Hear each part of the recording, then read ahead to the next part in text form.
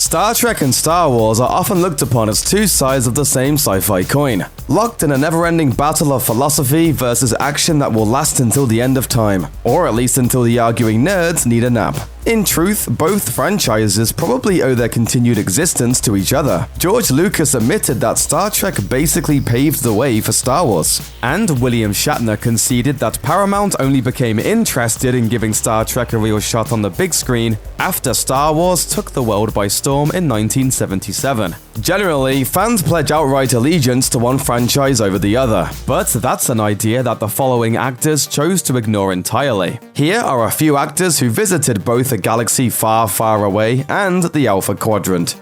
George Takei.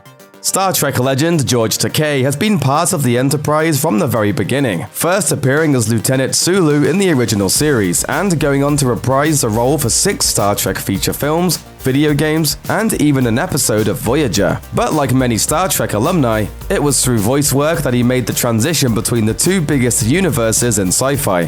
Takei became the most high-profile name to take the leap when he landed the part of General Locke Durd in the Clone Wars animated series.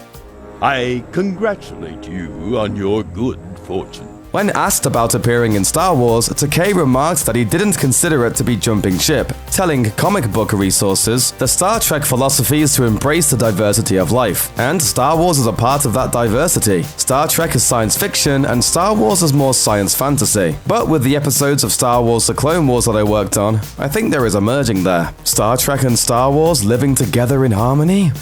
Oh my. Brent Spiner. Another legend of Trek, Brent Spiner's run as Lieutenant Commander Data spanned 15 years. That includes 7 seasons of The Next Generation and 4 feature films, one of which earned him a Saturn Award for Best Supporting Actor. He also played Data's brother, Data's creator, and even made an appearance in the prequel series Enterprise as Data's great-great-grandfather, so his place in Trek spans more than just one series. Spiner eventually put Trek behind him. At one point, he even publicly took issue with fans' perception of the show, saying in 2011, "We carry guns. It's a joke. It's like that illusion that it is somehow all about peace. It's really not." After provoking the wrath of Trekkies everywhere, Spiner's subsequent casting in Star Wars Rebels must have struck a nerve. The actor voiced Senator Gol Travis, a character who, coincidentally, is a total traitor. No kidding, Brent. No!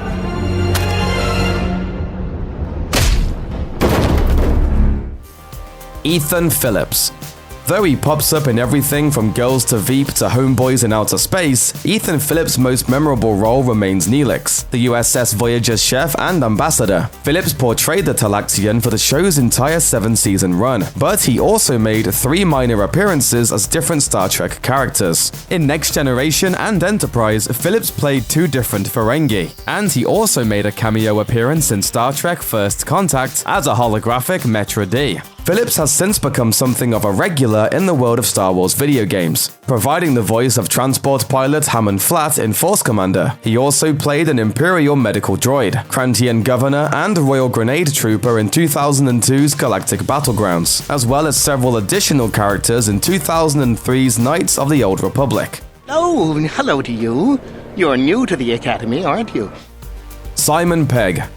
British actor Simon Pegg is known for many roles, from his zombie-fighting hero in Shaun of the Dead to his recurring role in the Mission Impossible film franchise. But Trek fans know him as Montgomery Scott in J.J. Abrams' Star Trek reboot movies. He proved to be such an asset to Abrams that the director later admitted he had an ulterior motive when he cast him in the minor role of Unkar Plutt in Star Wars The Force Awakens, saying, "When we were shooting The Force Awakens in Abu Dhabi, he was there as an actor. But for me, he was there as a writer and filmmaker.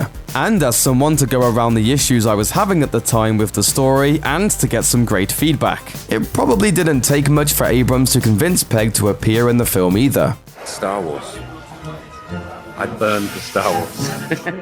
Pegg's input didn't end there either. He was also sought out by Paramount bosses when Abrams left the Star Trek franchise, bringing Pegg on board as a co-writer for the 3rd installment, Star Trek Beyond. Ron Perlman. Best known for playing the demonic anti-hero Hellboy, as well as his starring role on Sons of Anarchy and a few hundred voice roles, Ron Perlman has been around the block more than once. Many of Perlman's hundreds of credits lie in genre films, an area of cinema he's always supported. So when the opportunity came along to join the cast of 2002's Star Trek Nemesis as the Reman Viceroy, Perlman asked his manager for the time and place. While he enjoyed working on the movie, neither audiences nor critics seemed to share his enthusiasm. Fortunately, his foray into Star Wars received a much more positive reaction. Perlman voiced Garnak, a Trandoshan scavenger who meets his untimely end at the hands of General Grievous in the highly acclaimed first season of The Clone Wars. Ed Begley Jr. Veteran actor and environmentalist Ed Begley Jr. is probably best known for his 7-year stint on Saint Elsewhere, though he actually has hundreds of TV and movie credits to his name. Among them are his appearance on the Star Trek Voyager 2-parter Future's End, in which he took on the one-off role of 20th century industrialist Henry Starling, who just happens to be working with a character played by Sarah Silverman. Begley Jr. has since said he felt really blessed to be a part of the Star Trek franchise, as a huge fan of the show. Though that didn't stop him from taking a gig with the rival franchise the very same year. He was hired to provide the voice of Boba Fett in the radio adaptation of Return of the Jedi, produced with the blessing of George Lucas. And speaking of Boba Fett, Jason Wingreen. A victim of the dreaded Star Wars DVD editions, Jason Wingreen saw his part as the voice of Boba Fett in The Empire Strikes Back chopped and replaced with the voice of Tamura Morrison, the man who played Jango Fett in the prequel trilogy. To add insult to injury, Wingreen was never actually credited for his contribution to the Star Wars universe, which only became common knowledge 4 years after the great remastering of 04. While he may be best remembered as Harry Snowden from All in the Family, for Star Trek fans he'll always be Dr. Linkay, the Federation scientist who gets sent to the uninhabited planet Minara 2 to conduct studies in original series episode The Empath. Deep Roy. The diminutive Deep Roy has an impressive filmography stretching back about 40 years, including 2 big-screen Star Wars installments. Roy played musician Droopy McCool in Return of the Jedi, a member of the Max Rebo Band, the 12-piece ensemble that performed in Jabba the Hutt's Tatooine Palace. The 4'3" actor actually appeared uncredited in The Empire Strikes Back as a body double for Yoda during a number of scenes on Dagobah. Roy is also one of the very few actors to appear on-screen in both franchises, playing Scotty's oyster-faced alien sidekick Keensa in the rebooted Trek series. Keensa was never even meant to join Scotty on the franchise's most famous starship, but Roy's performance was so memorable that they invited him back to reprise his role. Clancy Brown. Sci-fi fans shouldn't really need an introduction to Clancy Brown. He's played the immortal antagonist, the Kurgan in Highlander, Mom, and Sergeant Zim in Starship Troopers. Even your kids know Clancy Brown, if only in voice. Donate to the children's fund? Why? What have children ever done for me? Despite an impressive sci-fi resume, it wasn't until 2002 that Brown showed up on Star Trek, taking on the role of Zabral in the Enterprise episode Desert Crossing. In it, Archer and Tucker accept an invitation to his homeworld, and unwittingly find themselves caught up in a war.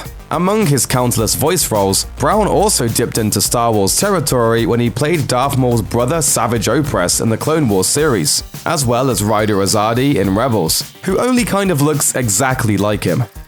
Clive Revill. Renowned stage actor Clive Revill portrayed a tweaked version of classic English character Sir Guy of Gisborne in 1991's Next Generation episode Cupid, which took the crew to the 12th century world of Robin Hood. While it wasn't the most memorable performance the New Zealand native has given over the course of his distinguished career, at least it wasn't replaced in later edits like his work on the original Star Wars trilogy was.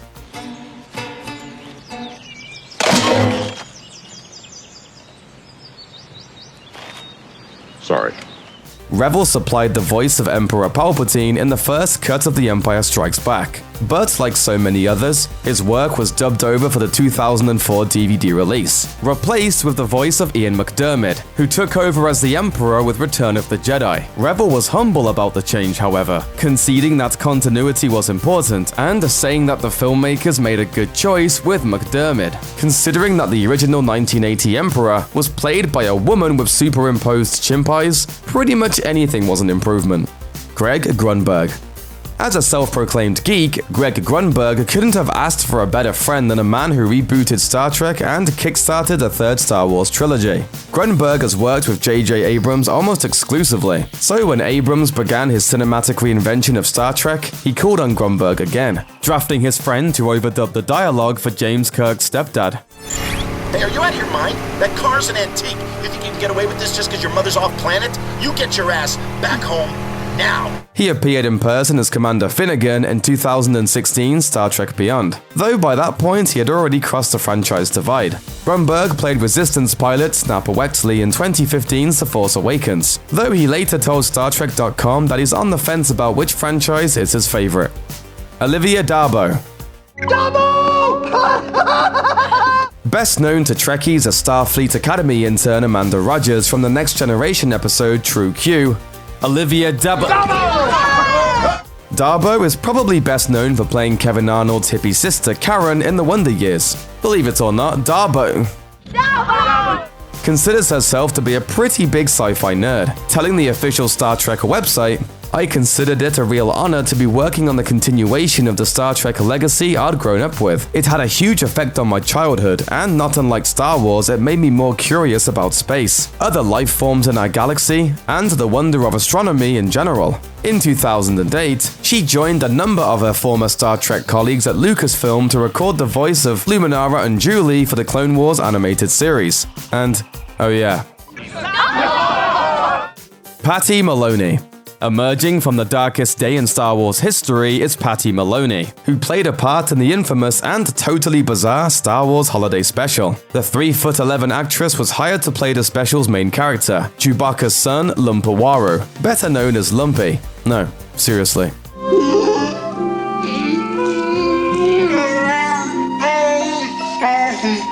Maloney's memories of the especially weird program were completely positive, saying, "We were all very pleased with the outcome of it actually. I was very pleased with it." The special aired in 1978 and, because of the sheer shame involved, was never seen again in any official capacity. Maloney's role in Star Trek was another one created for a person of her stature. In the 1996 Voyager episode, The Thaw, she plays one of the many creations of the Clown, a manifestation of fear born of a linked neural network. Because, you know, sci-fi. This time, she's credited as only Little Woman, which is still a huge improvement over being a grunting idiot named Lumpy. Added bonus, it was even a speaking role! Oh boy! And she got to hang out with Michael McKean. Point Star Trek.